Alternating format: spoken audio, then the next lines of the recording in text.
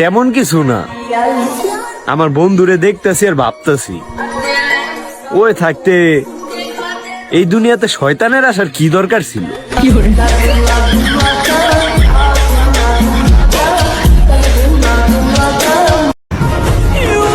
আমার আকাম করার পিছনে শয়তানের তেমন কোনো একটা কষ্ট করতে হয় না, যতটুকু দায়িত্ব পালন করার তা আমার বন্ধুরাই করে।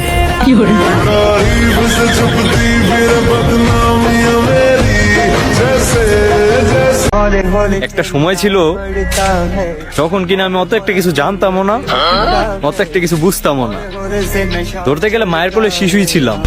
তারপর হঠাৎ আমার জীবনে বন্ধু নামক কিছু শিক্ষক আসে।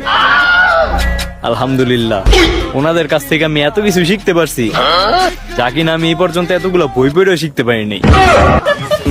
ওস্তাদদের যে আসলে কি বলে সম্মান দিব তার কোনো ভাষাই আমার কাছে নাই।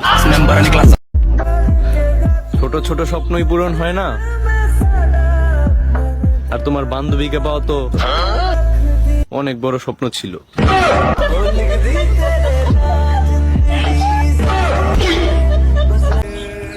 আজকে আমি আমার বন্ধুরে নিয়ে একটা কথা বলতে চাই। আমার বন্ধুর মতো বন্ধু আর কারো কপালতে না দুটে। শালা তো নিজে নষ্ট হয়েছেই, সাথে আমার মতো মাসুম পোলাটারও নষ্ট বানাইছে। ফাজিল পোলা ভাই, এমন বন্ধু যে কারো কপালে না জুটে। ও ভাই, মানলাম যে একটা বলদ দুইটা গরু খাড়াই ছাগল, কিন্তু কি করব বলেন, তবুও তো সে আমার বন্ধু।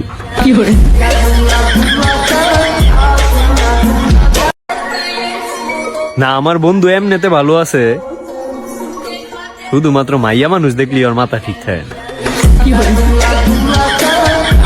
না। এমনিতে আবার ওর চরিত্র ভালো আছে। মেয়েরা বলে যে বান্ধবী চল আজকে পুরো রাস্তা তোর হাত ধরে আমি ঘুরবো, আর আমরা ছেলেরা বন্ধু গায়ে টাচ করলেও বলি যে শালার বউ ঘেয়ে গেছস নাকি।